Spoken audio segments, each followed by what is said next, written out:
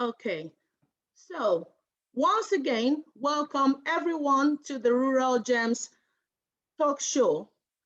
This meeting is about the sixth edition in our series of talk show events from December 2020. Today's event is very special in the in with regards to the fact that it is featuring young people. We call them the TRG ambassadors who will be debating on the topic COVID-19, problem or opportunity. We've also brought in some special guests whom I will be introducing after in a few minutes after the introduction from me. So, who are we at the Rural Gems?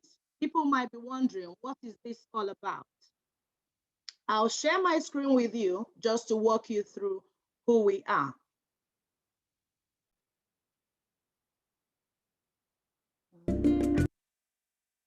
Okay.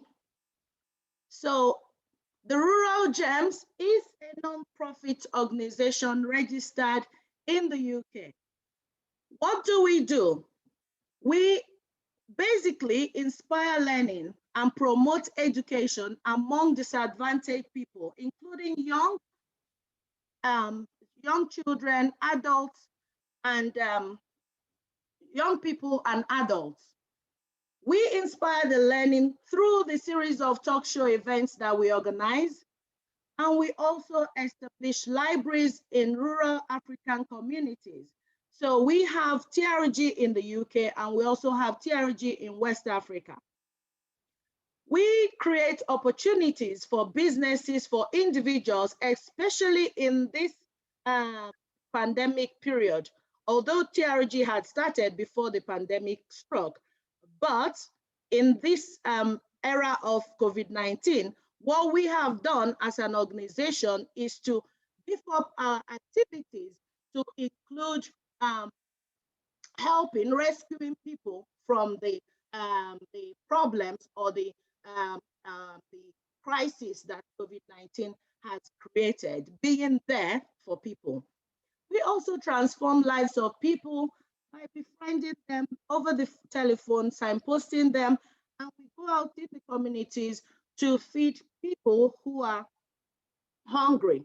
We know that COVID-19 has placed most of us in disadvantaged positions where we never thought we would ever be. So, I am Dr. Mary Oguike. I founded TRG in the year 2018, to be specific. TRG came about as a result of my upbringing when I was in Nigeria. So I had this vision when I was a young child, but something nudged me that it was time for me to start fulfilling the vision in 2017. And I then went back to Nigeria where I met this man, this elderly man here, Mr. Clement Mbata, whom I call the patron of TRG, because without his encouragement, there wouldn't have been the first ever library established in Nigeria by the Rural Gems. So the vision came about as a result of my interaction with young people in the village when I was a child.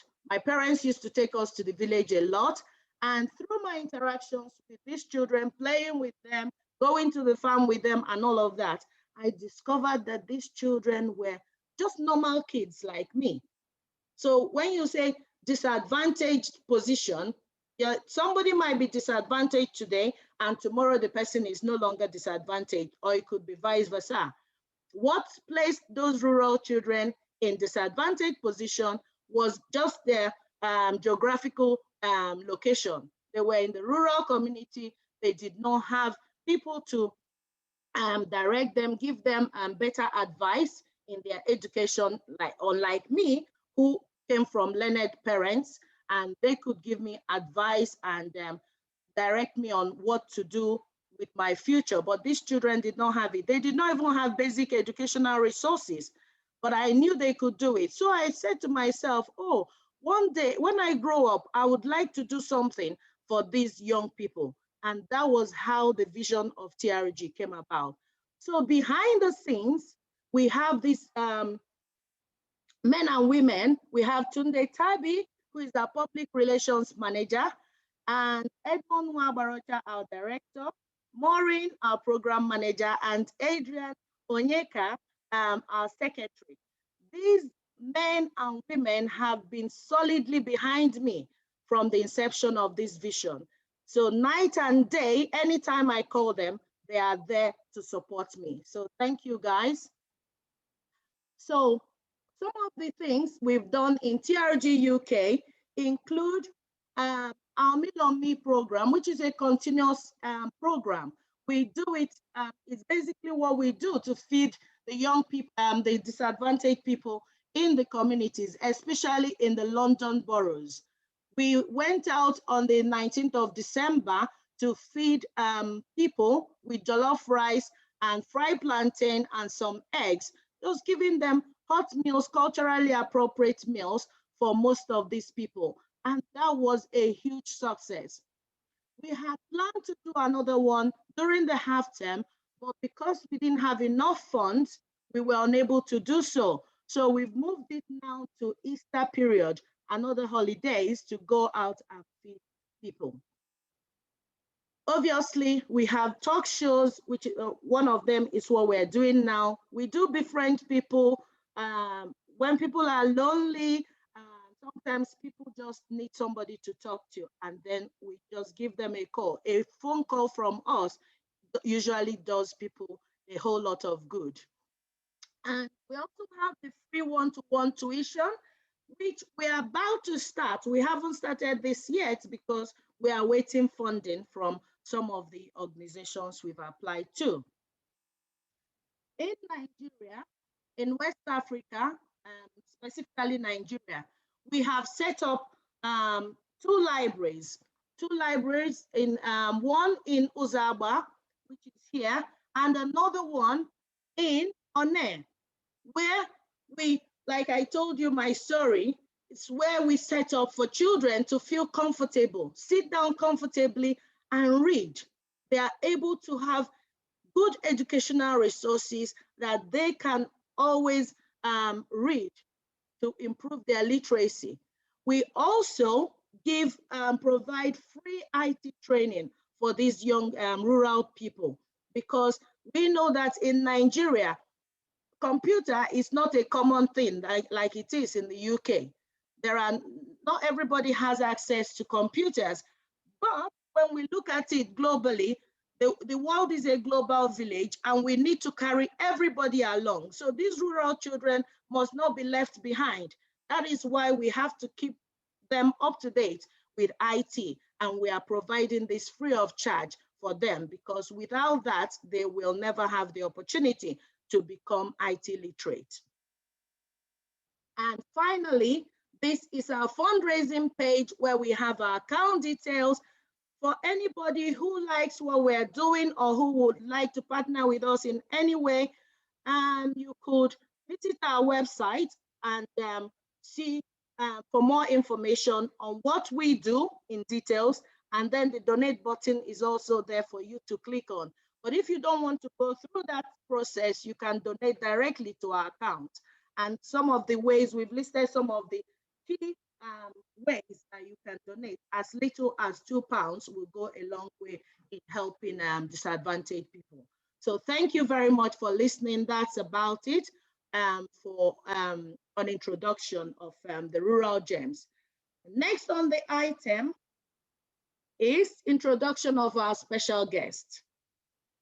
On the platform today, guys, we have about 3 special guests amongst us. Number one is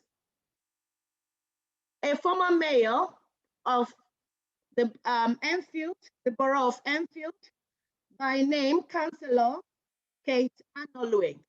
Is she there? Please, can you spotlight her?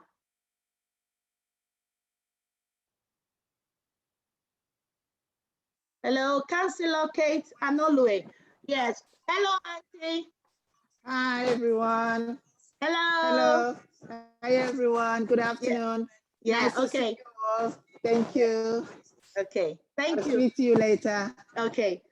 Secondly, we have on board Mrs. Julie Dyer, who is a musician and also a teacher. Please, let's have Miss Julie wave her hands and then we spotlight her. Hi everyone. Hi Mary. Lovely to be here. Hello, This hello, afternoon. Hi. Julie. Hiya. And lastly, but not the least, is somebody. I'm trying to see if he's here. Is a footballer, a professional footballer, Shemi Ajayi. Shemi Ajayi. I don't know if he's here. A professional footballer. Where are you, Shemi? Oh, he's not here yet. Okay. No, it's not here yet. Okay. So that's fine. Guys, at some point, these special guests will be speaking to us. You will hear from them, having in mind that today's topic is titled, today's edition of the talk show is titled Making Informed Decision in COVID-19 Era. Making informed decision. So these special guests will listen to our debaters who will be dealing with the topic COVID-19 from different perspectives. And after they have spoken, our special guest will then tie in their points into today's topic, making informed decision in the COVID-19 era. So without further ado, I will hand over to Mr. Tunde Tabi, who is the moderator for the next session, the debate session, featuring our young TRG ambassadors. Over to you, Mr. Tabi. All right, thank you. Good evening, everybody. Welcome to this talk show. Well, just as our CEO just explained, um, it's obviously not only the adults that the pandemic affected, it also affected our children. So we decided that let's hear from them. Let's see how it has affected them one way or the other. And I'm sure we'll be able to learn from them. Because whether we like it or not, they are the leaders of tomorrow. Even though I always say that some of them will also be followers, but their thoughts have to be taken into consideration in whatever we do. So the topic we have chosen for them is COVID-19, problem or opportunity. COVID-19, problem or opportunity. And to speak on the problem, I have as chief speaker Marco. Marco is a medical student. She will introduce herself later. And the other speakers, the supporting speakers, speaking on that problem, Christabel Nwadosin, she's a year 7 student, and Shalom Sona in year 10. To speak on the opportunity uh, given us by COVID-19 will be Uriel Jinadu. Uriel Jinadu is a year 11 student. David Ogwike is a year 6 student. And Zoe Rokosu is Ezubio is a year 10 student. There are some ground rules that the debaters will have to follow. One of which is that you are meant the chief speakers will be speaking for 5 minutes only. 5 minutes only, while the other speakers, the supporting speakers, will be speaking for 3 minutes each way. And well, we have a timekeeper. The timekeeper is the CEO himself, herself, Dr. Ogwike.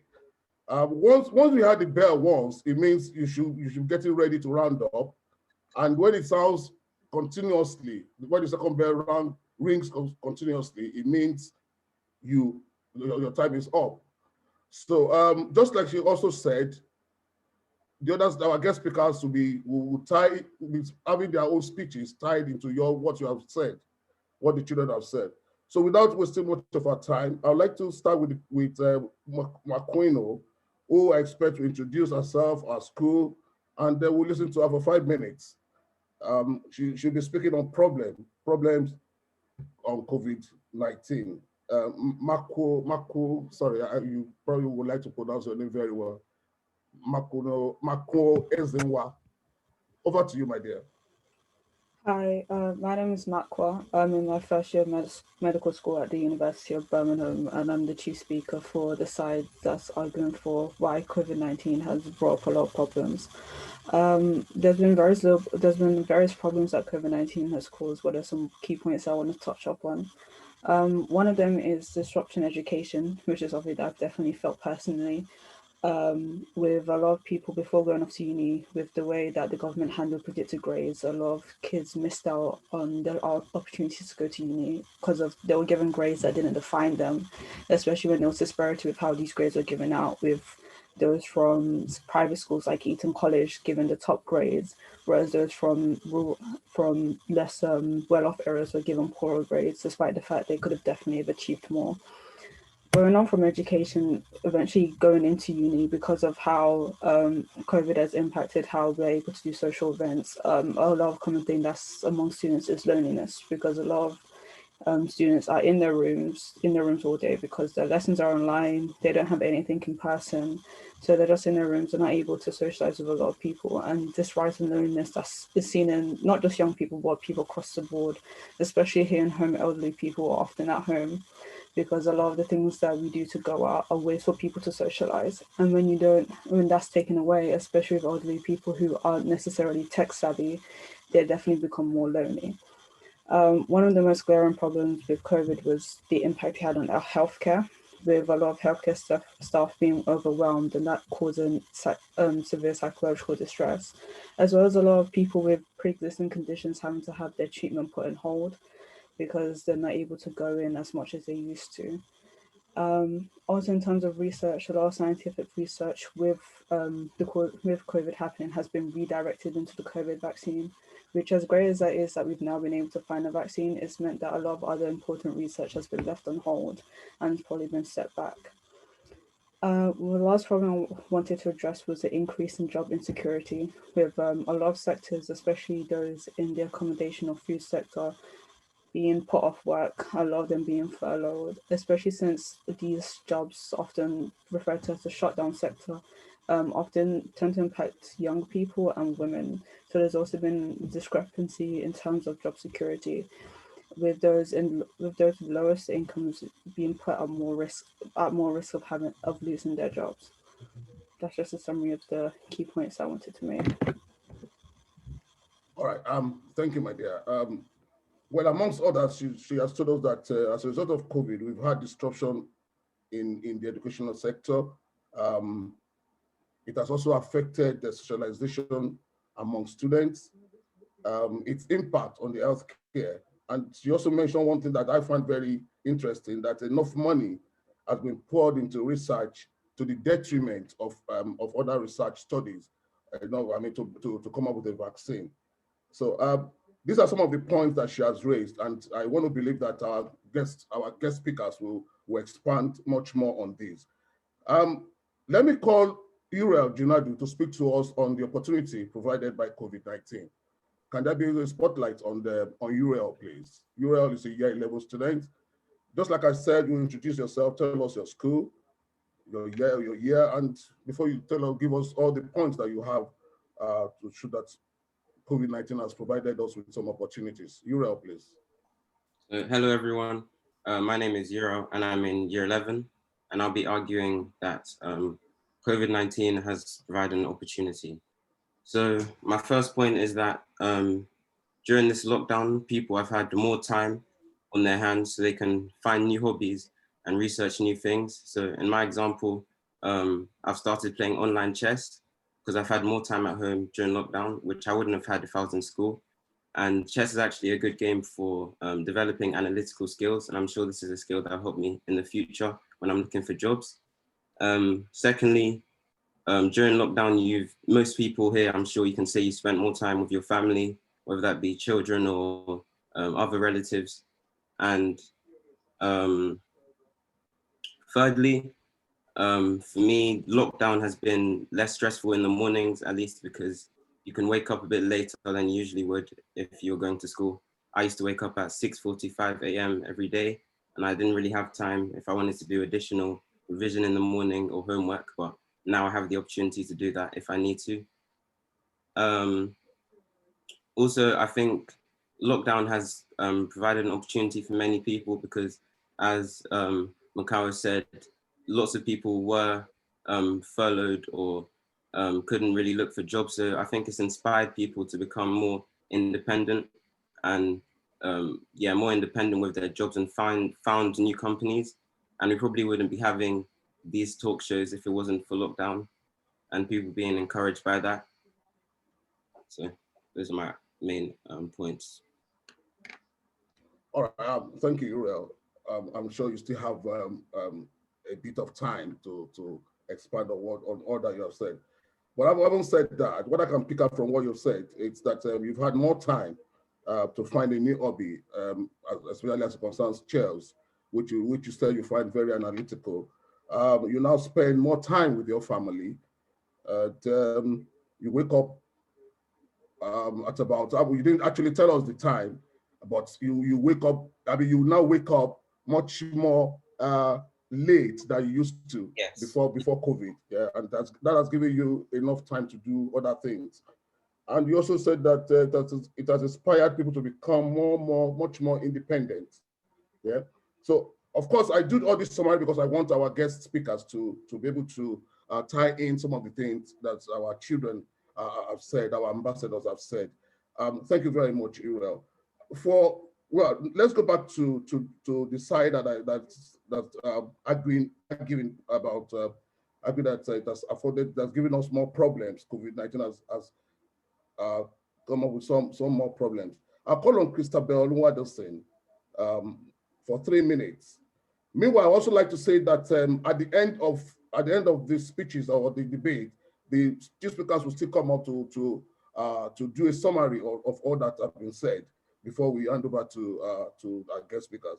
So Christabel Nwadosin, a year 7 student, please let's spotlight her, please. Good afternoon. My name is Christabel Anderson, and today I'm going to be debating for reasons how and why COVID-19 has caused problems during these times. I would like to start by listing some of the disadvantages caused by COVID-19. School closures, the disadvantage gap, a pause in education, not being able to see loved ones, all the key workers risking their lives, many deaths which leads to grieving, lack of motivation as clearly talked about during our last TRG talk. People won't be able to have regular breaks and or rest, which isn't good for our well-being.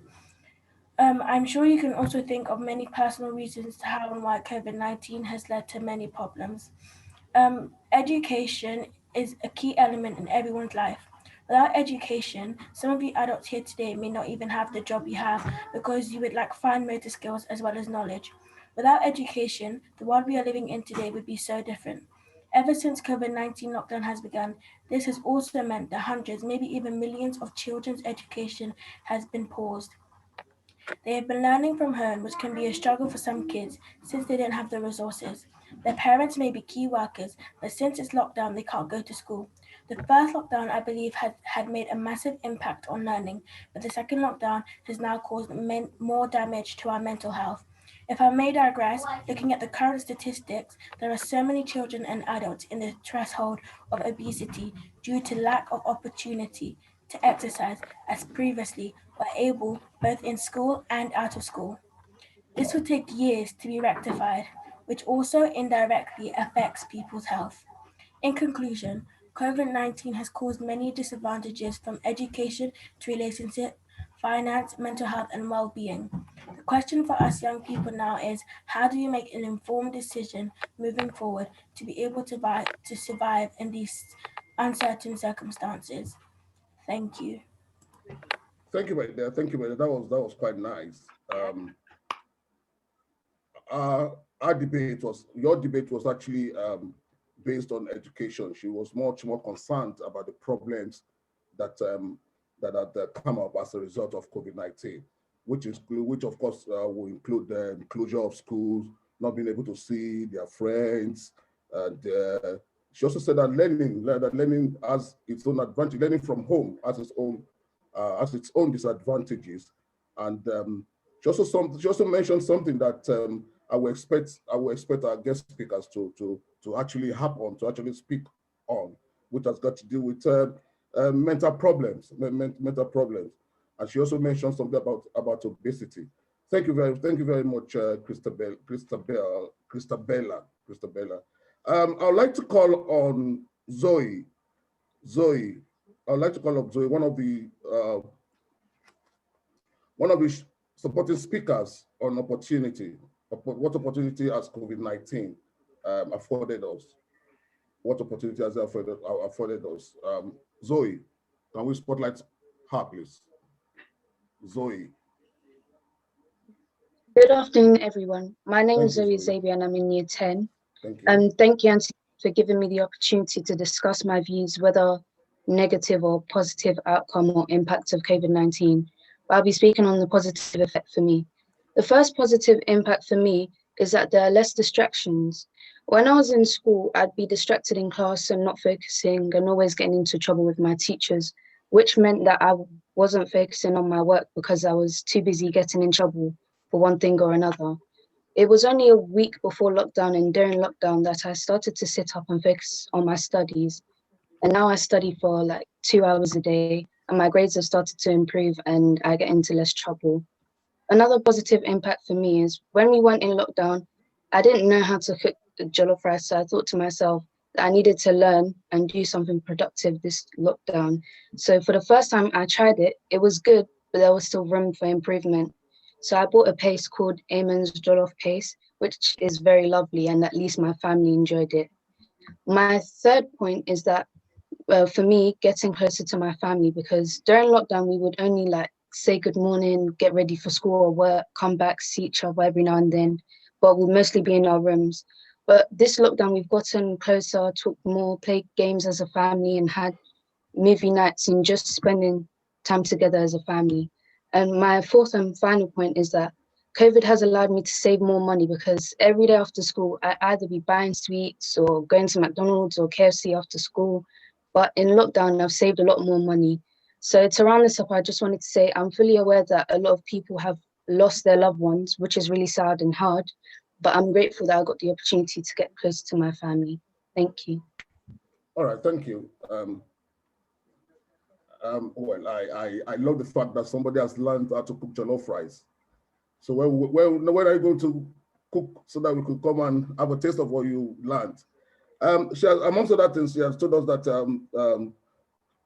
less distraction. She has been less distracted from her education, from her studies. She used to get into trouble often while in school. So COVID-19 has afforded her the opportunity to be less distracted. In the same vein, she also told us that, I mentioned that she's learned how to cook jollof rice, and she's been able to get closer to her family and save more money. Thank you, Zoe. Let's go back to the other side to tell us the problems, the problems they saw, or the problem they've seen as a result of COVID-19. And Shalom is a year 10 student. Shalom Sana, can we spotlight our place so that we can hear our views? Can we spotlight Shalom, please?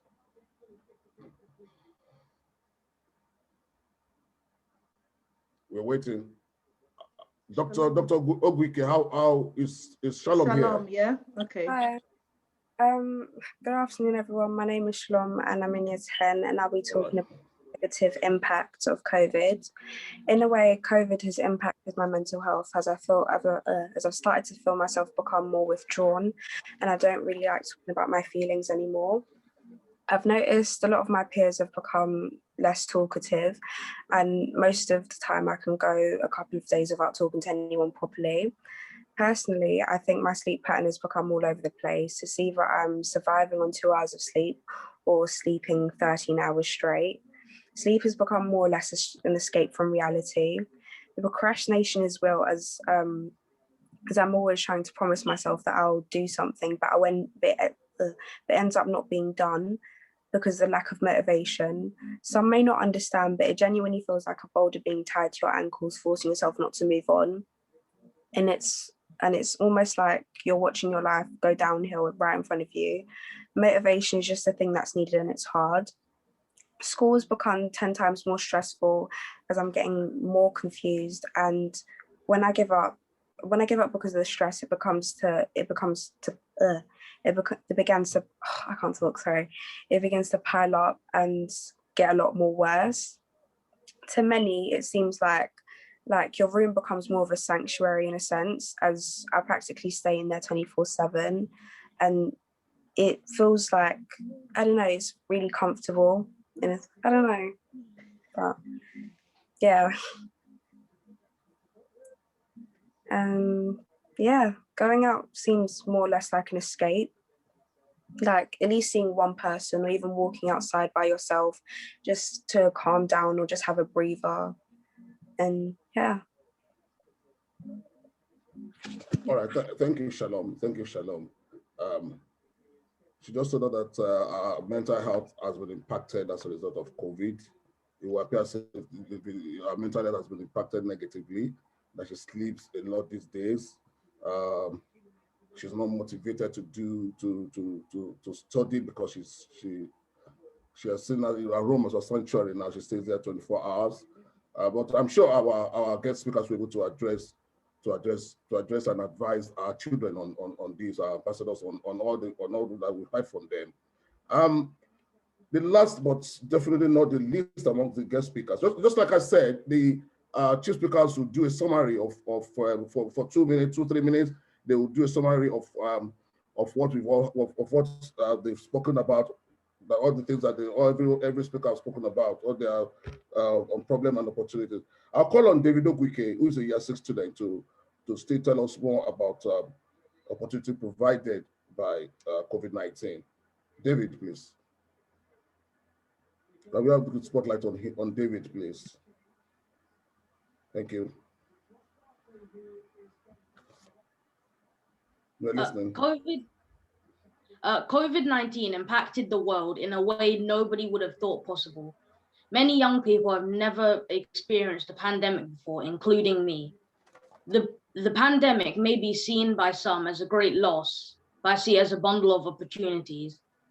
In my opinion, I feel as though it is easier to learn during the lockdown, as you can get more access to learning resources across the internet. Teachers can communicate with students fast and easily. If you aren't live in an online class, you can get responses from teachers that are focused centrally on you and not the entire class. There is less drama from other students and things that only occur in school. Less distractions occur at home than at school, and I feel as though it is easier to learn alone and focus with the option to contact the teacher than it is to be in a classroom with friends and other students who could distract you. Although it would seem as though people would socialize less during a pandemic, that's far from the truth. Isolated impacted my outdoor social life, but being social can continue online. During the lockdown, I personally made a few friends online. They aren't close to me, but I play with them online from time to time. It is also easier to avoid bullying online. It is not physical bullying, so you won't be really hurt, and you can block people rather than fight them. The lockdown also helped me learn how to develop a routine. I feel that a routine is very important. During the lockdown, I learned new things nearly every day about my computer and how to do work online. I learned new commands like copying and pasting and how to type faster. Another opportunity made by coronavirus was that I learned how to submit work online and different websites that can be used for learning. I learned how live online lessons work and how to use Zoom properly.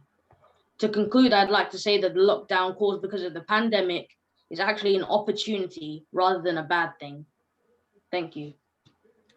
Thank you, David. Thank you, David. I just wondered how old you were when you said you were experiencing pandemic for the first time. Majority of us are experiencing it for the first time. But it will appear as if David has learned a lot online as a result of the pandemic. that has no, well, he's not as distracted as he was when he was in school before the pandemic. Less drama. He's learned so many things online. Thank you very much for that beat. I will now call on the chief speakers to just do a quick roundup of all that we've heard from them and their fellow speakers. Can we put the spotlight on Ms. Ezenwa, the medical student, please, who is the chief speaker for the side proposing the opportunity that COVID has afforded us, or no, the problems from COVID. Let's have the spotlight on Marco Ezenwa, please. I think from what we've heard a lot of good points today. From the main issues in terms of why COVID has been a problem, I think the biggest issues for people has been the impact on education and the impact on mental health. But it's also interesting hearing from the other side how this has been an opportunity for them. They've been able to learn new skills. And what I found particularly interesting was the fact that a lot of them mentioned that they were able to focus more at home, which I think is a point that kind of depends a lot on people's personal circumstances. As great as it is that these students have been able to focus more at home, for some people it's not necessarily the case because there's even more distractions at home, which is why it was easier to go to school. So I think it's been interesting to hear all the different reasons why people thought it was a problem and opportunity, especially the fact that a lot of these reasons are kind of rooted in personal circumstance, which I think is something that definitely needs to be taken into account when reflecting on how the pandemic has impacted a lot of different people. Thank you, my dear. Thank you. Uriel, can you quickly do a roundup of the opportunity that has been provided by COVID-19? Let's have a spotlight on Uriel, please. Uriel Junadu. Do a summary of what you and your speakers or your fellow speakers have told us about opportunity. Okay, so in summary, I think the overall points consistent with most people's arguments are more time. You have more time on your hands to learn new online skills. David said he learned how to use Zoom, and you're able to focus isolated in your room without the distractions of your peers. And also you can spend more time with family. And I know one of them was learning how to cook jollof rice. So I'll say those summaries. All right, thank you very much to all the speakers. I'm sure we've obviously, I mean, we've learned one or two things from our ambassadors. I want to just say that we're proud of you, and we look forward to start debates again as and when time permits. We'll continue with this when the elderly ones discuss. Can I hand over to Dr. Ogwike to introduce the speakers, please? Dr. Ogwike, okay. Please. Thank you very much, Mr. Tabi, and thank you to all our young ambassadors. Very well done for all your points. You spoke intelligently. But before I call on the special guest, I would like us to take a moment to appreciate our sponsor, the World Remit. Please stay tuned as we watch this short clip. Thank you.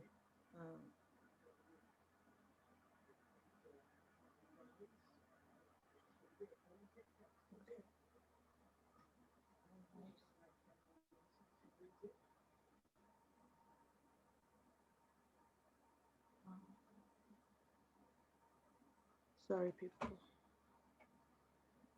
Okay.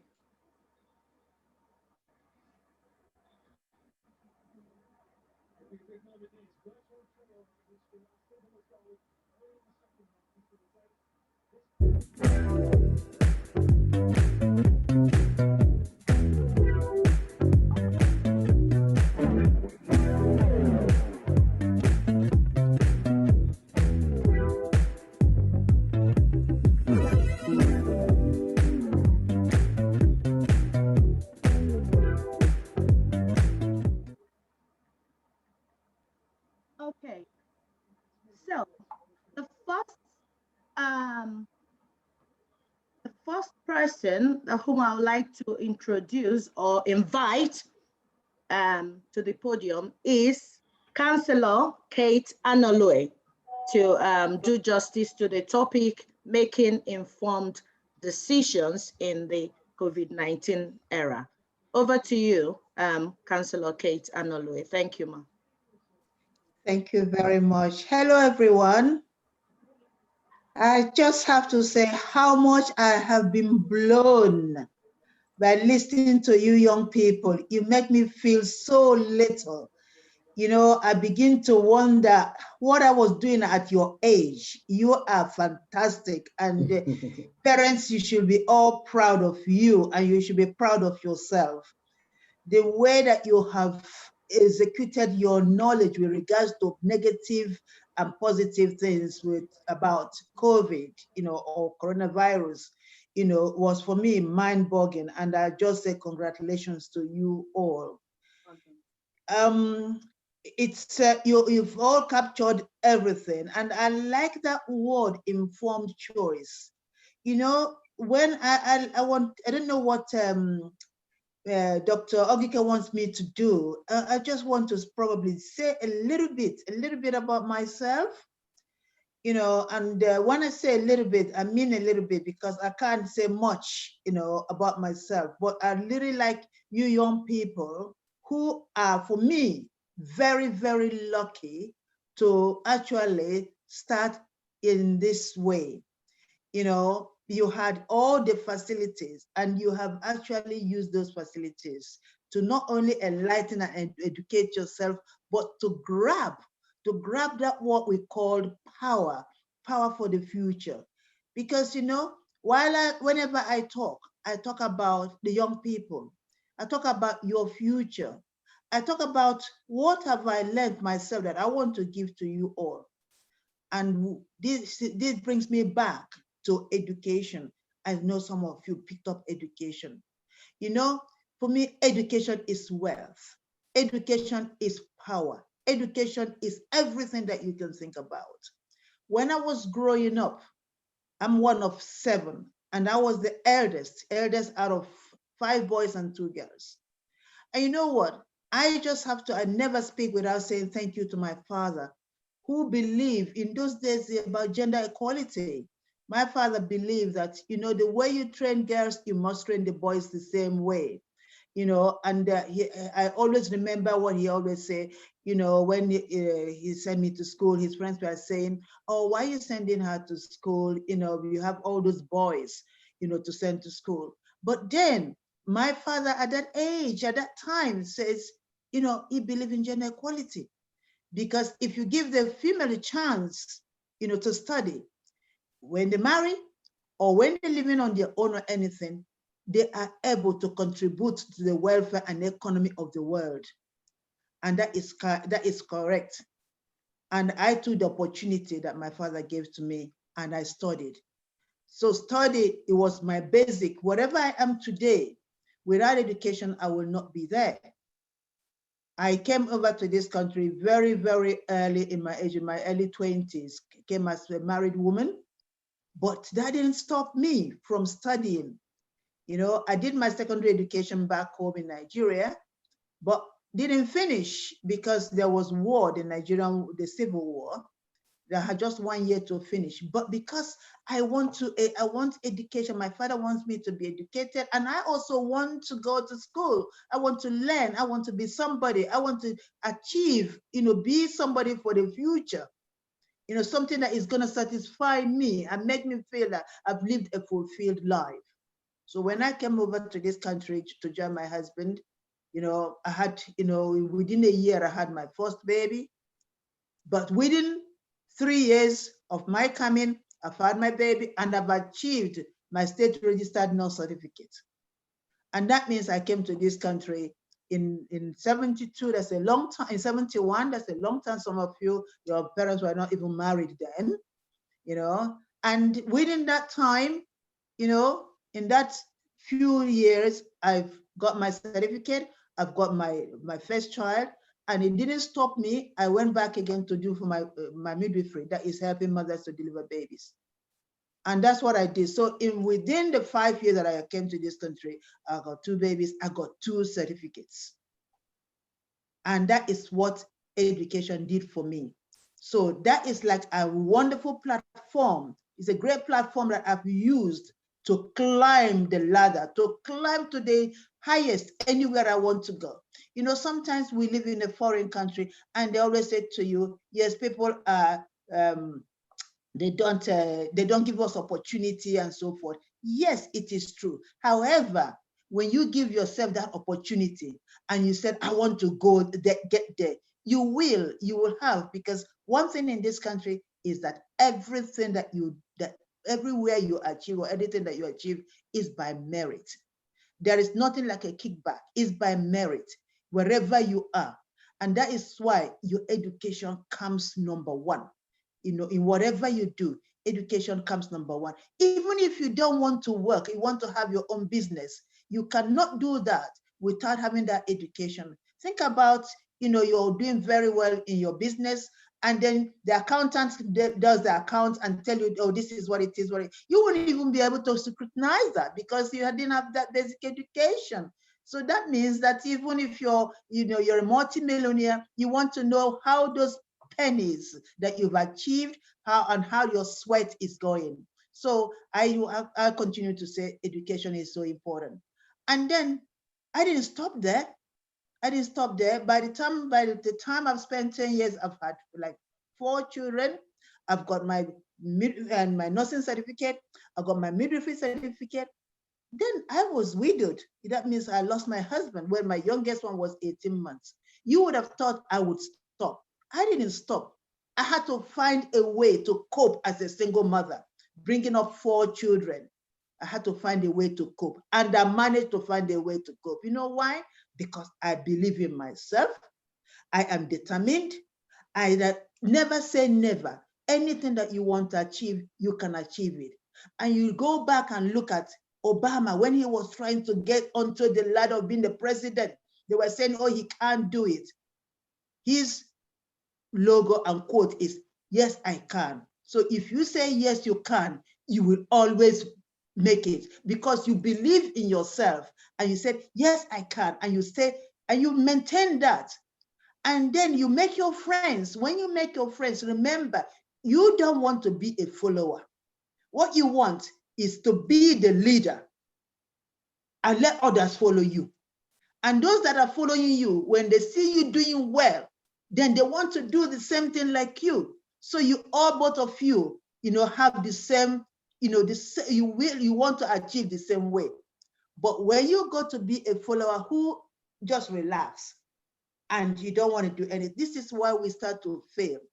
So when you have friends that don't want to study, that only wants to go out, then my dear, those are not the type of friends that you need. The ones that you need are those enthusiastic ones who want to achieve, who wants to plan for the future. And that's what, that's what I found. And with my 4 children, working full-time as a midwife, it didn't stop me to carry on.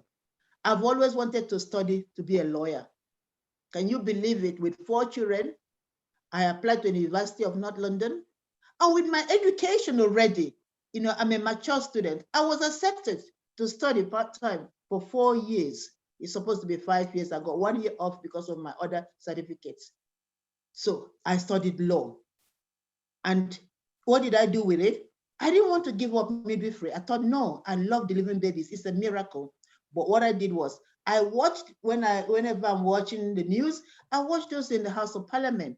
And I noticed that Tony Blair and the rest of them, they were all lawyers. And I said, I think I want to go into politics. That's what I did with my law degree. I went into politics and still working my full time, still looking after the 4 children. And all my 4 kids all of them are all graduates, because I want to be a role model to my children. I want to be a role model to other single parents. And I want to be a role model to children that are growing up. And that is why nobody calls me Kate or Councillor Kate or Mayor Kate. I like to be called Auntie Kate, so that young people, young single mothers can be able to come to me. You say, I don't like being all those titles. For me, they are all immaterial. the one simple thing that so that people can come nearer to me is Auntie. And I feel great with that, because I can stay and discuss with dads and moms about their children and the young people. I so much love the young people because they are my future. Those are the people that I expect to look after me as I get older. Because when you people will do the proper research, that things that will help us to live a longer life, those working in the hospital, those making sure about the environment, and you can see the young people has taken the environment into their hands, because you want your future to, to be a better one than the parents. So this is what we're doing. And then when I got into politics, I didn't even go there just for me. I want to go there so as to help others working in the community. And that's how I, as I kind of working harder, as I can, I ended up, in the council in 2002. So since 2002, I've been a politician. Now I've retired in my midwifery, but then I still got my little organization called Tender Care Health Initiative, still helping mothers and working with women who have been abused, with men and women who've been abused too, we know what we call domestic abuse. So that is, I'm very passionate about that and passionate about sickle cell as well, because these are the things that are underneath. We tend not to talk about it, but it's there and somebody has to promote and talk about it. So because of my love with the young people, when I became mayor the second time, the only African Nigerian woman, second time as a mayor in one borough, I thought, what is the best thing that I can do for the young people? And I thought, what about young mayor? Why don't we have young mayor? Bring the young people into politics. Let us start from the word, from the word immediately, knowing about politics. Because I tell you what, everything in life is politics. Everything in life, church we go is politics, environment is politics, health is politics, social services is politics. Everything that we think about is politics. But sometimes people think politics is separate. No, it's not separate.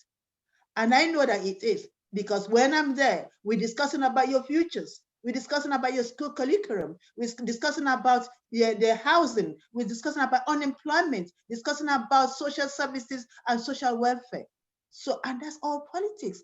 But this is our life, and that's where our life is. So when I'm talking, I'm reminding myself and reminding others that politics is not separate. So for me, that legacy that I have left as being the mayor second time was having the young mayor. And do you know what? Our first young mayor in Enfield was only 15. And the first time he was so nervous. By the time we come to in the middle of the year, you should see how he speaks to all these councillors. And we had the deputy mayor as well, how they are speaking. And they, so it's just developing them. And that is because you believe in yourself and you trust yourself. You can develop, you can achieve anything you want to achieve. I could have gone back and said to myself, well, I've got 4 kids, my husband is not there. I'm going to sit down and look after that 4 kids. Look at all the things that I wanted to do. But I said to myself, yes, I can. I only just have looked at time management, discipline myself, and then trusting myself and just believe that I can. And that is one of the most important things. Always believe in yourself. And to capture everything together in 2019, I wrote my book, which is my autobiography, which is in Amazon. For people ask, how did you do it? I said, I just put everything together. It's not difficult. The only difficult thing is when you begin to be negative about yourself.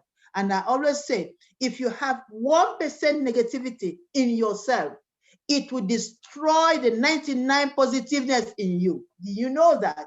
Negativity is very strong. So don't ever be negative about yourself.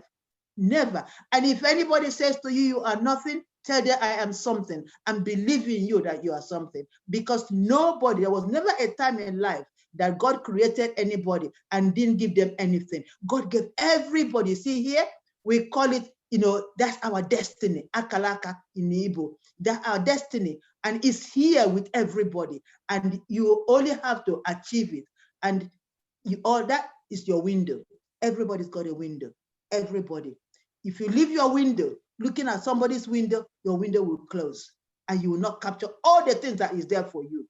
because you're minding about other people's business. What about your own business? It is there waiting for you to capture and nurture those things that is there for you. So my dear, I am so happy listening to you all. I said, I only said half a bit of what, I am there for, but you want to achieve, you can achieve. In Enfield Council, in Enfield, they've given me freedom of the borough all the way back in 2007. And in 2019, London, BBC London, nominated me as one of the greater London. It's just what it is. It's just the things that you're doing for the community. You do for yourself. Volunteering is very, very important.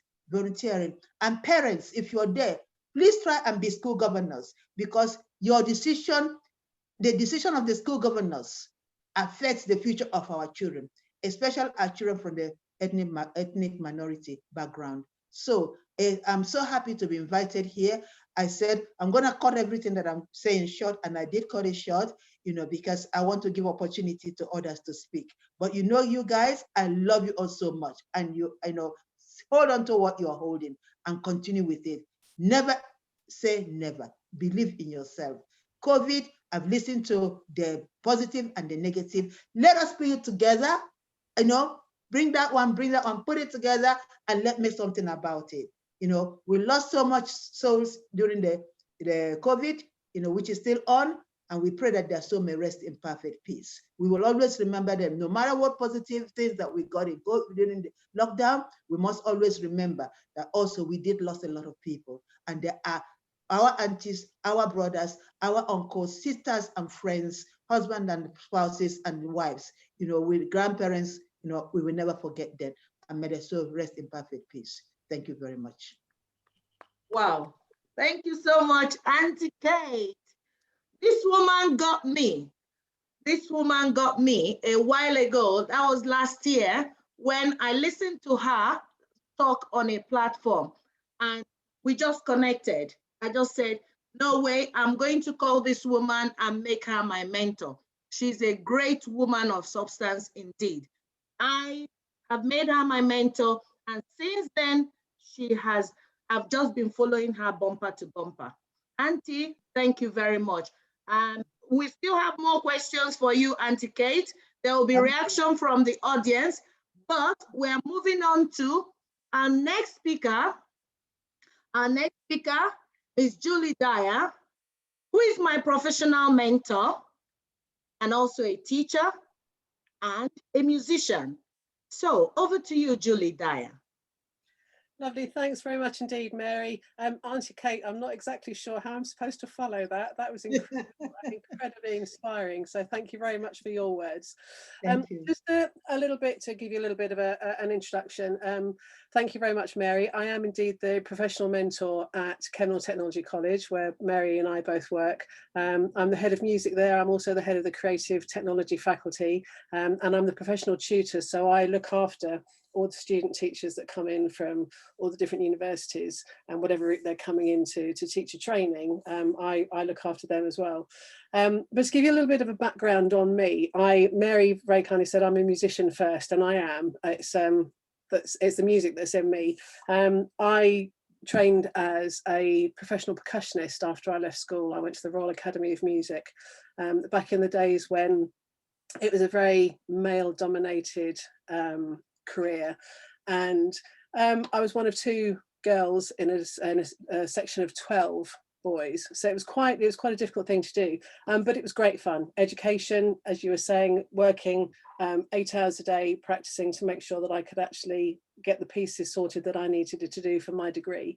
I left the academy after 4 years with a first class honours degree, teaching diploma and a higher diploma.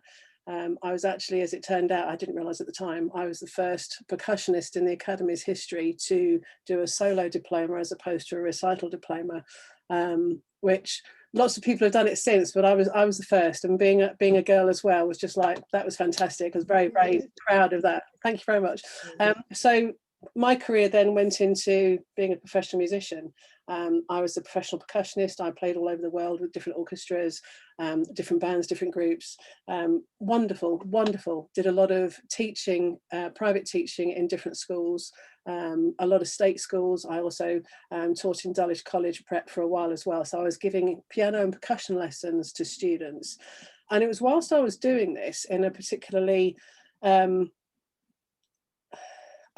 deprived, but a school that was lacking in quite a few resources. And I was their percussion teacher, that the head said to me, I've seen how you are with the students. I've seen how you inspire them. I'd like you to come and teach for me properly. And I just looked at her and thought, there's no way I can do that. So at the age of 31, I retrained to be a teacher because of this woman's faith in what she could see in me. Now, I couldn't see it in myself. I thought that's the last thing on earth I want to do, teach a class of 30 children. I can't do it. I'm just going to keep playing. But she saw something in me and she had that belief in me. And because she had that belief, I thought, okay, this crossroads is here. I can either carry on doing, the route I'm on, or I can trust her and her judgment and go with what she is suggesting. And I did. And I've never looked back. And that was 2002.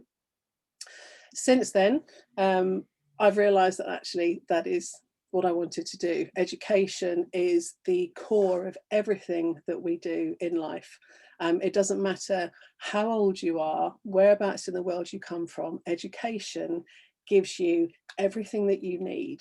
And it's something that I'm still incredibly passionate about now, which is why I'm still, I'm looking after the trainee teachers coming in and joining our profession. I made a lot of notes while you were talking, you lovely speakers, you ambassadors. You were incredibly eloquent, and I felt very humbled to listen to your arguments for and against COVID, problem or opportunity. It seems like you're making your informed decisions already, so many of you, and it's an incredibly wonderful thing to be privileged to see. But I just want to talk you through a couple of the ideas that I was coming up with when I was listening to you. There are problems. COVID has caused a huge amount of problems. From my perspective as a teacher and a head of faculty, it's been a complete game changer. This time last year, we were still in the classroom. We were getting a little bit anxious, but we were still teaching classes of 30 children in front of us all the time. We didn't really realise what was coming until suddenly, 23rd of March last year, schools closed. And we thought, now what do we do? Learning never stopped. So from our point of view as educators, schools never closed. We have kept going all the way through. Education has been provided and learning has been provided in some way, shape or form right from the start of the COVID crisis. So from March last year, we worked together. I worked with my faculty and our senior leadership team and the rest of our staff at school, at college, to create resources for our students to enable them to keep that learning process going. We learned a lot during that first lockdown as to the type of virtual learning that would work for our students and the type that wouldn't. And we were talking to other schools and different organisations because it was new for everybody. No one had ever been put in a situation like this before. We didn't know how it was going to turn out. So it's been an incredibly steep learning curve for everybody. I'm incredibly proud to be a teacher at the moment because we have learnt so many new skills ourselves. I know Mary will support me with this. The new skills that we've learned as far as IT is concerned, incredible. How to deliver a lesson online like this, talking to a screen. This time last year, I would never have dreamt that we would have done it, and let alone feel comfortable talking to you on a screen at the moment. New skills with the IT, new skills with discovering different types of software that we can use to deliver our subjects to help us, enhance our teaching and help our students access that learning. Technology has given such a positive spin on COVID. And I know that probably sounds a little bit bonkers. If this had happened 10 years ago, even 5 years ago, a global pandemic like this, there is no way we would have been able to offer the type of education to our students that we have been. We are incredibly fortunate at the moment to have the internet, to have all these different resources that are available to us to be able to encourage our young people to learn. I was thinking about this quite a lot because, being the old advanced age I am, I'm still learning. I'm doing different qualifications. I'm still studying myself at the moment to improve my learning. I said to Mary last year when she was training to be a teacher, it's hard enough learning our craft as teachers at the best of times, to try and learn to be a teacher in the middle of a global pandemic, when you can't come into a school, when you can't meet people face to face, when you can't walk into a building and get a feeling for what that school is like, when you can't meet those students. It's horrific. I don't know how people, I am so in awe of everybody who is learning to be a teacher, who is learning to do any craft at the moment, skill, where you are in this kind of way that you can't actually meet people face to face. It's an incredibly difficult position to be in, and people have just stepped up. And I think this is the wonderful thing. If I say COVID is an opportunity, people have stepped up. Everybody's stepped up. Education, schools have stepped up, students have stepped up. Those of you who spoke so eloquently about the opportunities that COVID have given you, I agree with a lot of the problems, absolutely. I've had a lot of colleagues who have lost family members, parents, aunts, uncles due to COVID, right back from last April. I had trainee teachers who lost family members, both in this country and in India, and they weren't able to go home and be with their families. It has been devastating. The mental well-being has been devastating for everybody, us included, I have to say. But I think personally, education, from the educational point of view, the opportunities and the positives outweigh the negatives and the problems. Yes, there has been time to develop new hobbies. I have taught myself to play the guitar a lot better than I did before lockdown. So now when I'm teaching, I get my guitar down and I'm standing up here and I'm playing guitar for my kids during the lessons to give them that little bit of extra impetus. More time with family, I would like to say that. I haven't seen my parents since November, like a lot of people with elderly parents. We're keeping them safe, and I'm looking forward to the day when I can actually go and give my parents a hug, as I'm sure a lot of you are.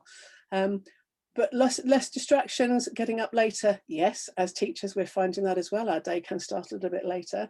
But from positives, I have to say, exercise has completely blown my mind since lockdown started. It has helped my mental well-being massively. So I am disciplined now, and Ariel, I know you'll get this from what you were saying about getting up early for school. I'm getting up earlier than I used to when I went into school, to get the exercise done to set me up for the day, ready to then go and deliver my lessons. My mental well-being has spiraled upwards since I've been doing this, and it has meant that I'm a lot more focused on what it is I'm doing with my work as well. So I would say, with the education, the opportunity to learn new skills, embracing the opportunities for change. As educators, if we don't learn from this, and when the world gets back to normal, whatever new normal may look like, if we don't learn how we then adapt our practice to change the way that we teach, even when we're back in the classroom, we're back in the buildings, I think we'd have lost something from this, because this has been a golden opportunity for us to rethink how we deliver our subjects. As a music teacher, I've had to think really carefully about, how do I deliver practical music lessons? How can I do that over a computer? So I've thought outside the box. I've spoken to colleagues, my art department and my faculty. How do you say to children, right, you need to shade this way? How do you show them how to draw? We've had to rethink these skills in order to engage our young people and to embrace the new and diverse methods of learning that we're using. Without those, I think we have lost a trick. So as educators, are we giving up? No, we're not. We're embracing these changes that we've been given, and we're running with them. So I think, in conclusion, for me, the best advice I would give you, just a little quote. I was on a Google Classroom for Education training seminar last week, and one of the quotes that the head of Google for Education pointed out was, "After hardship comes rebirth." And I think that's incredibly poignant and incredibly true. COVID is, and has been, and will continue to be, incredibly disruptive and a horrific place to have in the world, or to make the world. We then need to decide what we do with that. And I'm very much a glass half full person as opposed to glass half empty, and we grasp these opportunities. So just to recap that, after hardship comes rebirth. definitely. We have to then think how we move forward. To quote Captain Tom, tomorrow will be a good day. Tomorrow is always a better day. We've got to believe that. Grasp opportunities, you lovely young ambassadors that you're given, whether you're at school, whether you're at university, grasp these opportunities that you're being given with both hands, okay, because you will be given them. This is a new exciting world with new inventions and innovations. Technology is continuing to develop at an unprecedented rate. So who knows what's around the corner next month or next year? And that is one of the massive positives from COVID. Look at how technology has developed. Look at how all these places in the world have developed the vaccine. I was very privileged enough to have my first vaccine yesterday. I'm in group 6, so I'm one of the vulnerable ones. So I am very pleased to have had my vaccine, and I just wait for the time when everyone can have their vaccine as well. Never give up. No matter how dark it seems, never give up. Education is there for you all the time. You just have to reach out and take it. What difference might you make to our brave new world if you take the opportunities education is offering you? And that's the thought I'd like to leave you with this afternoon. So think about it. What difference might you make to our brave new world, because you are the next generation, if you take the opportunities education is offering you?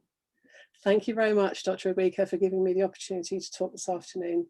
And I hope I've been able to answer some of your thoughts with some thoughts of my own. Thank you so much, Ms. Dyer. Thank you for coming on board.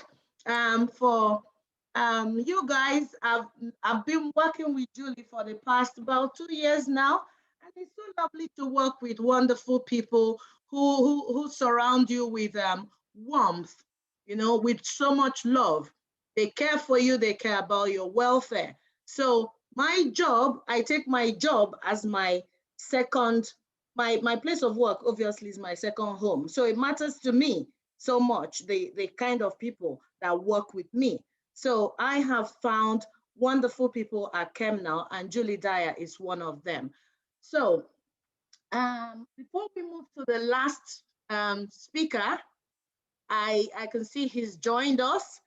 I'd like you to watch this short video clip just before we introduce that speaker. Where are we? Sorry, guys. A short video clip of.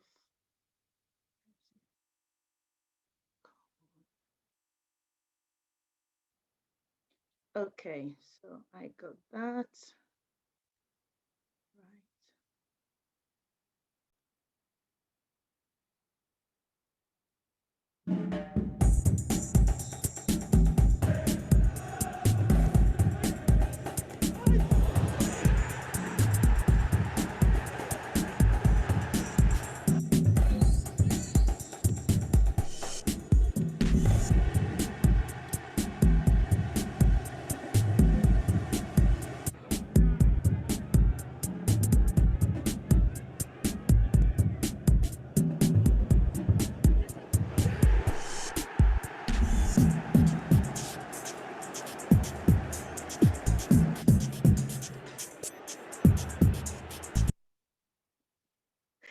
Okay, there you go. So I would like to invite our last speaker, the last but not the least, a professional footballer in the name Shemi Ajayi. Over to you, Shemi. Hi, how are you? Thank you very much for having me. Hi, Shemi. Yeah, hi. So I would just like to talk to the youth about my experiences as a youngster coming up. Education was always massive for me. No matter what path I wanted to go down, even though I ended up going down the path of becoming a footballer, I always found it very, very important to focus on my studies, because it gives you the basis for whatever you're going to do in life, the way you interact with people, the way you're able to take advantage of certain opportunities. Like without the knowledge and the foundation that your education gives you, you won't be able to capitalize on that. So I'd always advise any young person who has any dreams to first and foremost have the discipline that's required to follow that dream, but also to dedicate themselves completely to their studies, because at the end of the day, that is the basis for those are the building blocks for everything we do. And yeah, and that's it really. I don't know what else you'd like me to share about my experience. If you have any questions that I could answer to help the kids with what they are hoping to go on to do in their later life. Okay, thank you very much, Shemi. So Shemi, the students, the ambassadors or the young people have been talking about COVID-19 and how it has impacted them. So they actually had a debate. Some of them were for COVID-19 as a problem, that COVID-19 has been a problem to them. Mm-hmm. Whereas some of them said COVID-19 has provided lots of opportunities for them. So they talked about issues around their education and then habits they formed during this period and all of that. So in terms of your career, how did your decisions, the decisions you took in life, how have they brought you to where you are today? I would say every decision I made was always I was quite forward thinking with my decisions. I didn't just make a decision on a whim. There was always a lot of thought that went into it. I leaned on my parents a lot. I leaned on my faith, God, for guidance. And I always try to follow my heart and do what I was passionate about, because I feel if you're invested in something that you're passionate about, automatically it's going to be a lot easier for you to dedicate yourself 100% to that field and becoming the best you can be at that field. And those are things that I've stuck by throughout my life. Okay, thank you. And then Shemi, obviously you started playing football sometime when you were very, very young. Could you please tell the young people how old you were when you actually started playing, and a bit of your career progression? Honestly, I think if you ask my parents, I was playing football as soon as I could walk. But they took me to my first proper team and I think I was 6 or 7. And from that age, I was just playing for fun. It was something to do to get me out of the house, to keep me active, because I think I was breaking all the things in the house from playing football. And gradually I just progressed from there, and was signed to my first academy at 9. And from there, it was still fun, just going to play football with my friends. It wasn't a career path of anything. I just really enjoyed football. And one thing led to another. And at 16 is when I made the decision whether I was going to focus on it full time or whether I was going to stay in the academic route and follow the path of that. And it took a while with deliberating with my parents and weighing up the options, but I decided to follow my dream and what I was good at. But I knew in making that decision and giving up the other path, which I'd put a lot of effort into, I knew I had to give it 100%, make any sacrifices that were needed to be made, and make sure I maximized my talent, essentially. And by the grace of God, I was able to do that. So I'm really happy. Yeah. Okay. Thank you. How did you manage your education with playing football? It was difficult but I always knew I was never going to put all of my eggs into one basket. So I knew that I needed to put just as much effort into my education as I was with my football, because I wanted to be able to lean on both. So there were times when I was having to do a lot extra work after school to make sure I stayed at the top of my class because of all the time that football was taking up. So when my classmates may just be able to go to school, go home and do their homework, I would have to go to school, go and train at the academy for hours before coming back and then completing my homework, or even if it meant trying to do some coursework on the car on the way to training. I had to find ways to balance both. But luckily I had a good foundation with my parents who helped instill that kind of discipline and organization that was required to meet all the demands that were asked of me. Thank you. And then finally, Shemi, what will be your one advice for young people on how to navigate through life? Hard work. I'll say that there are no shortcuts. If you want something and you're you have the talent, then as long as you believe in yourself and keep putting in the work, keep putting in the hours that are required, the discipline, whether that's researching on something, teaching, taking courses, whatever it is, put in the hard work, and I'm sure you'll be rewarded. There are no shortcuts. So yeah. Yeah, thanks, Shemi. I know I said the last question, but sorry, Shemi. People Yeah, are typing in questions in the chat, so yeah, that's fine. I That's have fine. to keep asking you. Yeah, Okay. no problem. What was your greatest challenge since COVID-19? What has been your greatest challenge since COVID-19 pandemic? That's a difficult one. Greatest challenge. I'd say not being able to see my family. I'm very, very family orientated, and the club I'm at now isn't in London, so I've had to go long stretches of time without my family, and I like to have a support bubble. It's what you see on the pitch is not just me. There's a lot behind the scenes that goes into that as well. So being away from everyone and not having the opportunity to see them as often as I'd like is probably something that I would like to change very soon. Yeah. Okay, thank you so much, Shemi. Yeah. And that's it from our special guest. And the next item on our program will be discussion from the audience. So we want to now have reactions from the audience. Obviously, the young ambassadors have spoken. We have heard from our special guests so many things for us. We've had so much. Now we would like to hear from the audience. But the way we're going to go about that will be, if you would like to speak, please raise up your hand. There's an icon on Zoom where you raise up your hand, and then I can call your name to and ask you to unmute so that we are much more orderly.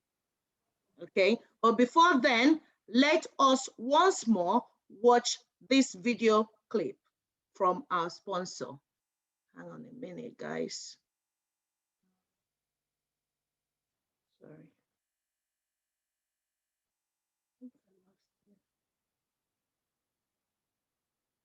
Sorry, just a minute, guys. Oops, sorry.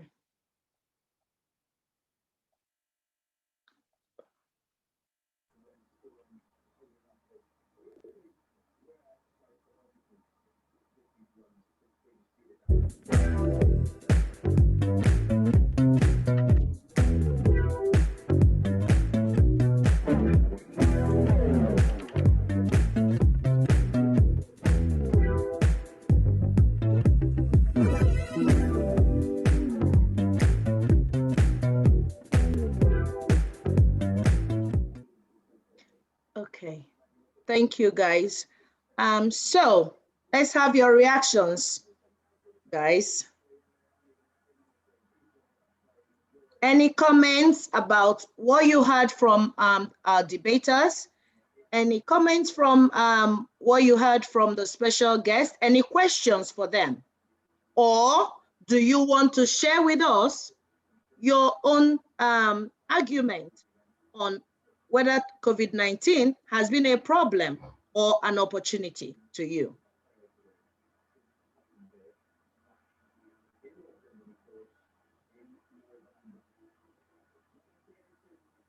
Does anybody want to speak? I'll speak. Okay. Yeah, good evening, everybody, once again. For me, it has been, well, it afforded me an opportunity to start another profession, to look into how one could instead of sleeping, waking up and sleeping, I have had to go in and study a new course, which has been beneficial in one way or the other. So it's an opportunity. I saw it as an opportunity for me to do something new, to reinvent myself, so to say. And I think it's been beneficial to me. And just on a personal level now with Shemi. Shemi, hi Shemi, can you hear me? Yes, I can hear you. Are you going to escape relegation? I would love to say so. We're doing all we can to do that. So hopefully by the end of the season, we would have achieved our targets. But it's not going to be easy. I must also say that you've been an inspiration to our ambassadors. They were all looking forward to speaking with you. So I expect some of them to ask you questions, especially Uriel, who at Atlanta also combines football with his studies. Okay, yeah. So I'm sure we'll be asking you questions later. Thank you for turning up. Yeah. No, you're welcome. Thank you for having me. Thank you. Thank you so much. Okay. I just want to share my own experience just briefly. Shemi has been saying, my parents, my parents, my parents. Shemi said, my parents helped me. My parents said this to me. My parents advised me to do this. That shows us the importance of parents in our lives as young people. Parents have a very huge role to play in our lives. I know that here, sometimes in United Kingdom or abroad, for most of our young people, you start to feel that you, the child, can lord it over your parents, to do things your own way, instead of you listening to your parents, who are the adults in your life, who have gone through that path. They've threaded that path before you. They've made some mistakes in life, which they would not want you to also make. So sometimes when your parents are talking to you, you say, oh, no, mom, you don't know, dad, you don't know what you're talking about. But Shemi, I just wanted to point out what Shemi kept on saying. Then for me, as a young person, I grew up as that child that listened to my parents a lot. I listened to my parents, the advice of my parents, studying. My mom was a teacher, and she kept saying to me, oh, leave all these things, leave fashion alone. That when you face your education, that all these things you're pursuing, she used to call it pursuing shadow. She said, all these things you're pursuing, when you have your education, they will start pursuing you. And that is what has happened, guys. When you pursue your education first, leave material things, leave every other thing, okay? And get your education. Auntie Kate said it, education. That is the first thing. That's your stepping stone. It gives you confidence. For me, I grew up in Nigeria. I trained in Nigeria up to my PhD level, and then I came to the UK. Yes, when I first came to the UK, initially, you struggle with the accent. When I had always dreamt of London School of Hygiene and Tropical Medicine. I wanted to hear those, I wanted to see those professors that I used to read their papers from Nigeria. Professor David Warhurst, I'll see Warhurst et al., chloroquine resistance, this, that. I was saying to myself, oh, one day I would like to meet with these professors. Lo and behold, 2008, I was in London. I came to London. I started applying for jobs. And then eventually I landed in the London School of Hygiene and Tropical Medicine. Though as a volunteer, initially, I found my feet there as a volunteer first. What did I do?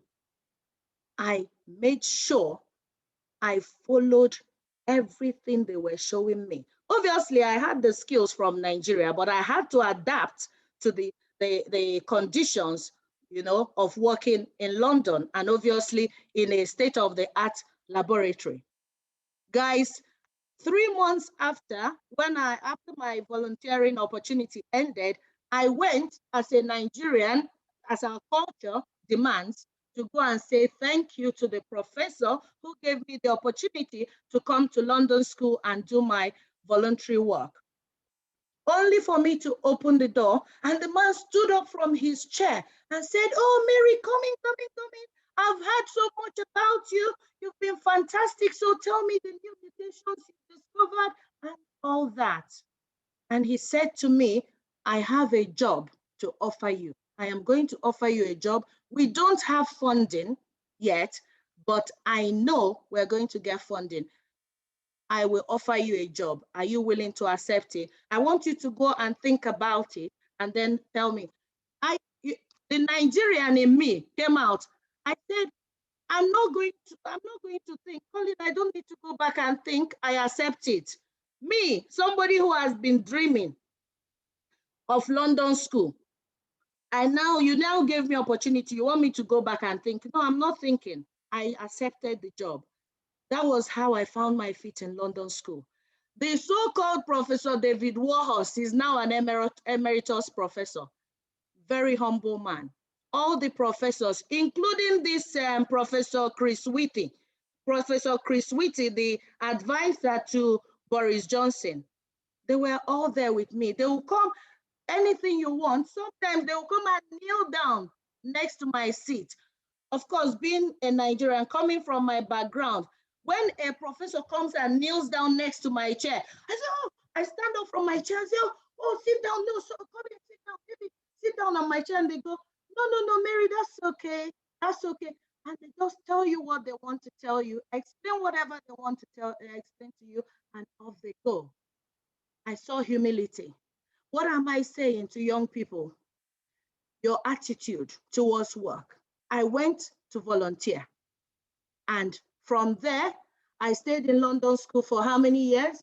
From 2008 to 2017, August 2017, I was at London school, publishing papers with those professors, dining and wining with them. Education took me all over the globe. Education has taken me all over the globe. Remember, I don't come from a privileged background, but education has exposed me. My first trip outside Nigeria was sponsored by international organizations. They just wanted young people from Africa to come to Kenya, Nairobi to be precise. And they lodged us in the golf club hotel. I saw this massive room. It's bigger than this, my living room, twice or three times this, my living room, only me. Can you imagine for a young girl? I was just looking like this. Oh my gosh, everything paid for. And they even gave me pocket money. Just a young person come and listen to big time professors, scientists all over the world. You listen to them. And those were the things that inspired me to become a scientist. I saw those things and I just grew. From that time onwards, I just kept traveling. So you travel to all over the country, Asia, America, every year I'm in America, all paid for, sponsored. That is because of education. I couldn't afford a holiday on my own, but that's usually my own holiday. Paid hotel, all my expenses will be paid for. So that is what education, that is my own testimony from my education. So young people, I am encouraging you, please listen, calm down, face your education. Whatever we can do as your parents, as an organization, the Rural Gems, remember what we do mainly is promoting education, inspiring learning. We inspire learning. Somebody asked me, is TRG just for the BEM people or for Black people? No, it is not for Black people. It is for everybody. It doesn't matter your color. It doesn't matter where you're coming from. I don't see color. When I see you, I don't see color first. In UK, I have enjoyed so much. So I'll leave it there and I will let other people speak before we wrap up. So comments from the platform, guys. I hope what I said made sense to the young people. Okay, I'm just looking through the chats. I think. Okay, hello guys. Hello, can you hear me? Yes, we can. Oh, good afternoon, everyone. Very inspiring afternoon. Thank you so much to our guest speakers. I would definitely say that it's not only the young people who are learning today, even us who are the parents as well as educators as well, we are all learning. But there is one thing that I would, that actually did touch me, and I would want to share also from experience. I think there is, that particular thing is, I come to notice, being a teacher as well myself, I come to notice that sometimes our young people don't realize that they have so much potential, and so they don't trust in themselves. And thank you so much to our first, our Auntie Kate, I think. Yes, Auntie Kate, yes. Auntie Kate said something very, very important. She said, you have to trust in yourself, okay? And most of the time I've come to see that the problem our young people have is that ability to trust in themselves and believe that regardless of what someone is telling you. Somebody put something up this morning, and from the clip the person put up, he said, it was a young guy. When this young guy was in school, the teacher, he said he wanted to be a barrister. And then the teacher then said to her, I don't think you can make it. And then the boy didn't say anything. And then last, I think he graduated this year, and he put out that statement back to the teacher saying, now I am a barrister. Remember your statement years ago. And it boils down to somebody trusting their ability, believing in what they can do. I will use myself as an example as well. Before I went into teaching, it was the trust someone had in me. I was a TA, my head teacher. Every single year, regardless, I was employed as a teaching assistant, as a graduate teaching assistant, because when you have children, there are choices you need to make. Every year, the man will come, when I have my performance review, the man will say to me, okay, when are you taking this opportunity to go and complete your teacher training? I will say to him, sir, not now, let me finish. My children are still growing up. And then before the year he left, he had to move school because he had it was a big school, and it was becoming difficult for him to handle because he had a heart problem. And from the doctor's advice, they asked him to look for a smaller school where he can manage. So before he left, he then said to me, make sure you complete that teacher training. I want to hear that you will complete it. And you know, the person, people, there are belief that people will have for you that will even turn you to begin to believe in yourself. And you say, you know what, if this person can definitely say this, then there is something this person has seen that I really need to move forward with. You know, after he said that and then he left, I said to myself, following on to that, I didn't really see anybody that had such belief again. I said to myself, you know what, now is the time. And I just left everything. I went and I did it. And then that same belief that he had for me, other people started to see it as well. You know, so I'm saying this for our young people to begin to tell themselves, you know what, regardless of what people say to you, you are your own success. You are your own critics. You are the person. If you want to succeed, you need to tell yourself, I need to succeed. Don't think about what other people might have to say to you. It does not matter. What matters is the belief you have in yourself. And this is one thing I really want our young people to pick up. Okay, I hope I've been able to, you know, share a little bit, and let me allow other people to share as well. So well done to all of our young people that are here on our platform today. You guys are actually a treasure to us, the community, to us as a country, and to us as a family and mothers and fathers as well. Thank you. Thank you very much, Maureen. I can see Noye Adeniji raising up her hand. Over to you, Noye. Yeah, thank you very much. Just for let me quickly say something.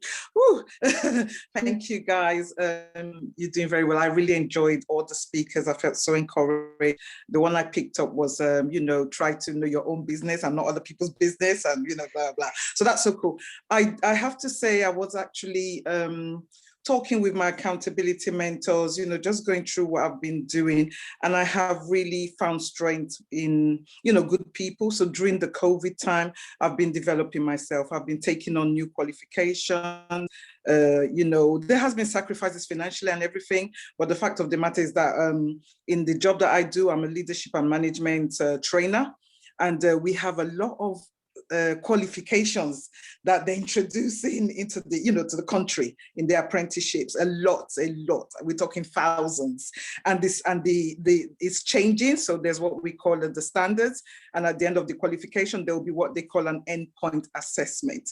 And so I was just talking with all my, my tribe, and we said, you know what, let's quickly do the qualification, and we started since October last year. We managed to negotiate with the training providers to get a reduction in the course fees. We did really well. Every Saturday, I have to sit in front of the computer, typing my life away, not having time to party with my friends virtually. But, thank God we all passed. And so that's really raised our cred, and of course the family. So I think, yes, it has been an opportunity. Having said that, we have to bear in mind what's been going on out there. It's also been an opportunity, not just to raise the profile, but also to reach out to people, to realize our gifts, to be more compassionate, to be more supportive to our own, and taking advantage of all the opportunities like you are doing right now, Mary. So thank you. I just want to say that. Well done to all the young guys, even though we kind of mature, but not that mature, but we learn a lot from you. We really do. Yeah. So thank you very much. So take care. Well done.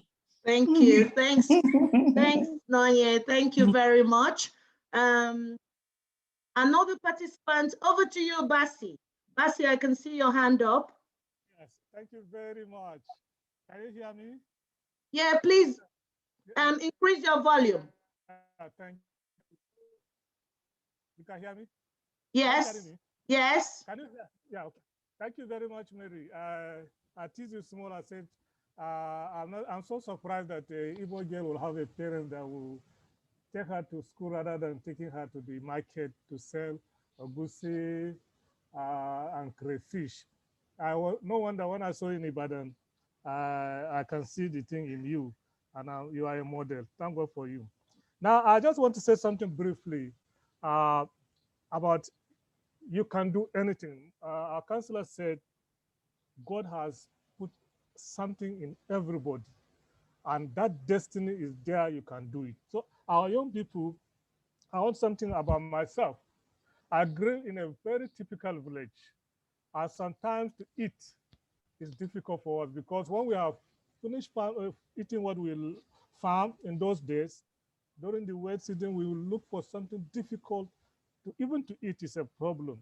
And then I wish you know the background I grew up in northern Nigeria, and things were just difficult to cope with.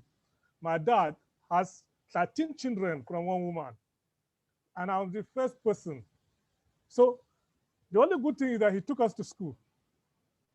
But then you're on your own. Nobody has ever asked me how you are performing in school, what you are doing. But luckily for me, I get in touch with some educated people, good pastors who are progressive, and they advise me that if you work hard, there are 3 things you need, and that is hard work, prayer, and commitment to whatever you want to do.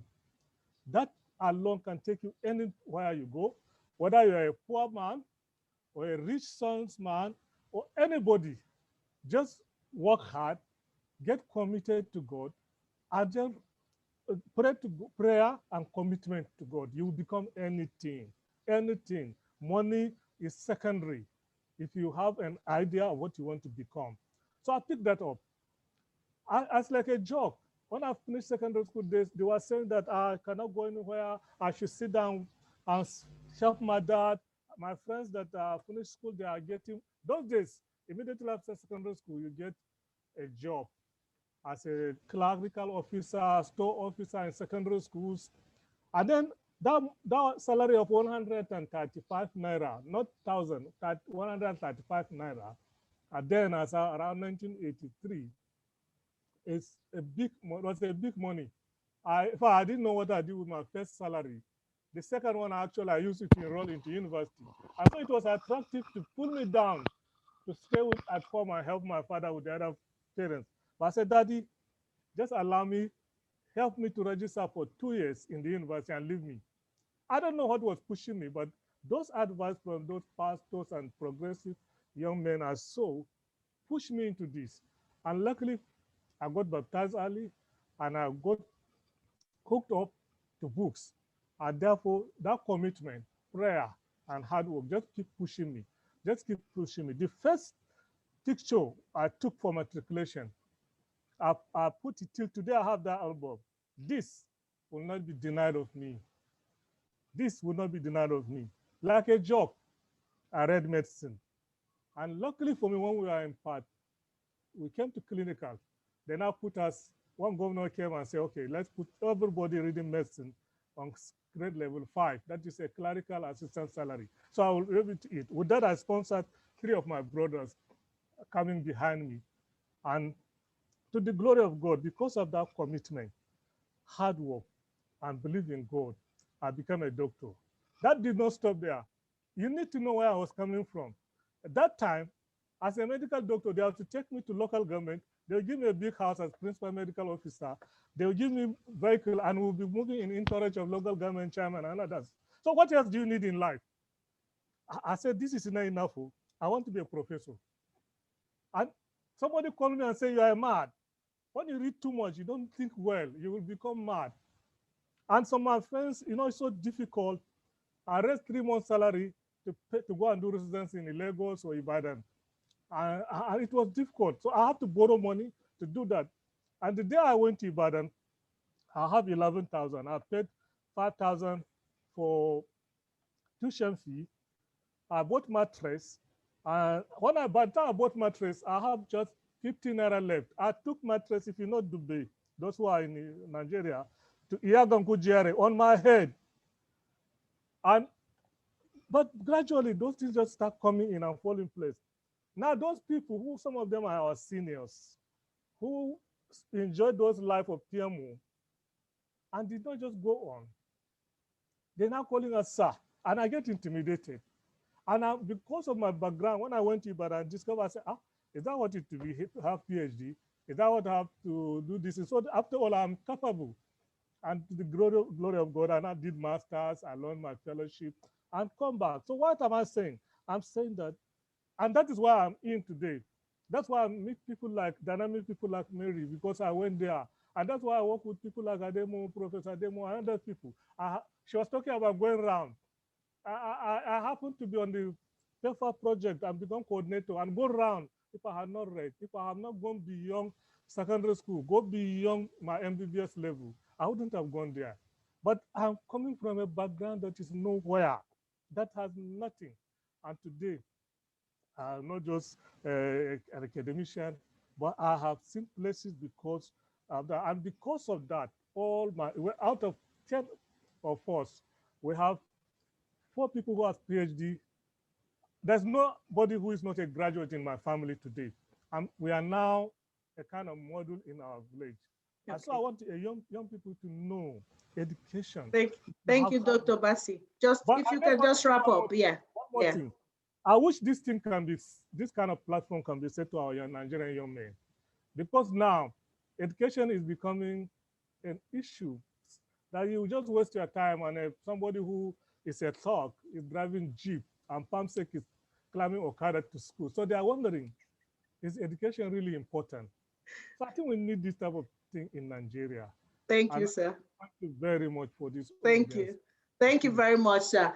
Thank you, Dr. Bassi, and thank you to all our speakers and all the participants. Without you, the participants, there will be no TRG platform. So finally, we would now like to invite our special guests to just give us summary, okay? Last words in 1 minute. What will be your advice, wrap up for the young people? Okay, so just 1 minute, because we're targeting 5 o'clock to close. So So I'll start from Auntie Kate, and then I move to Ms. Dyer, and then to Shemi. And then what I can say to the young people is, number one, believe in yourself, trust yourself, be determined, never say never. Always believe that, yes, you can. Thank you. Thank you, Auntie. Julie? Hi. Yeah, I would say embrace the opportunities that you've got at the moment for change and to develop your own practice, and to make sure that you take advantage of every possible opportunity that you're given. Education, yes, but also in life, make sure that you take advantage of every possible opportunity that you're given, wherever your skill set may lead you. Thank you. And finally, Shemi. I would like to echo the things that have been said, and also add on to the fact that I think you need to also know what your strengths are and what your weaknesses are, and to put effort into making your weaknesses less obvious, and also capitalizing on your strengths and making sure you put yourselves in opportunity that will allow you to show those strengths to their maximum capabilities. Okay, thank you very much, Shemi. And to all, okay, and okay, so Tabby, you said, okay, Sister Shewa, do you want to say something? Do you have a word for the young people? But before Sister Shewa comes on board, please, guys, I would like you, or if you would like, let me put it that way, please put down your contact details in the chat box if you want to hear back from us. But I did launch a poll to get information from you guys about how COVID-19 has impacted you. And there are some programs, some things that TRG is, some of the things we're doing, like free tuition, handing out food parcels to people. So if you would like to benefit from food parcels, please put down your name in the chat box, which only comes directly to me. Nobody else will see it. And also, if you know any family or individuals who you think will benefit from food parcels or educational resources, please also put down your contact or their contact details in the chat box so that we'll be able to contact you later on. Any feedback, please also put down in the chat box. Over to you, Sister Shewa. Thank you. It's such a great honor to be on this platform today. I've thoroughly enjoyed myself, and most of what has been said really echoes my heartbeat. It's been a joy. So young people, you are really privileged to be hearing this today. Just take it and run with it. And I tell you, the sky is not the limit. Okay, a few things: choose your friends. Don't let your friends choose you. Choose your friends. Develop a can-do spirit. I can do it. I can do it. Motivate yourself. Okay, and finally, when life gives you a lemon, you know, lemon is bitter. When life gives you a lemon, turn it into a lemonade. God bless. Thank you so much, Sister Shewa. And with that, I would just like to wrap up by telling you about our upcoming events. So we always like to have youth events when the young people are on holiday. So our next youth event will be probably around Easter holiday. We haven't yet decided on the topic, but we would like our young people to drive the topic. So young people, please put down in the chat box, what are the possible topics you would like us to discuss in the next program? And also for the adults, we know we've had more sessions for the adults since December 2020. We've had the one about empowering people to start businesses, 3 M's of money, importation of goods, and all of that. And we also intend to talk about investment, how people can invest adequately, or bring a financial an investment advisor to speak to us on the platform. That will be our next program. But we haven't yet decided on the date, but we will get you updated on that very soon, once we have your details with us. And then finally, we would like to say thank you very much to all our speakers. Young people, you've had everything. Julie said something, and Maureen re-echoed that thing.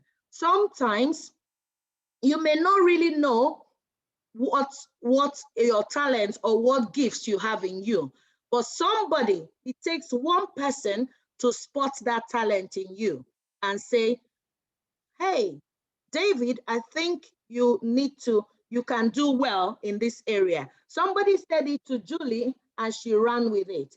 Somebody said it to Maureen and she ran with it. So it does happen sometimes in life. So I hope we've all learned something today. With that, I would like to bring this meeting to a closure. Thank you, everyone, and have a lovely week. Thanks. Bye. Thank you. Thank you. Bye. Thank you. Bye. Bye, everyone. Thank you. Bye. Thank you. Bye. Bye, Shirley. Bye. Bye-bye. Bye. Bye-bye. Bless you. Bye. Thank you. Bye-bye. Bye, everyone. Bye-bye.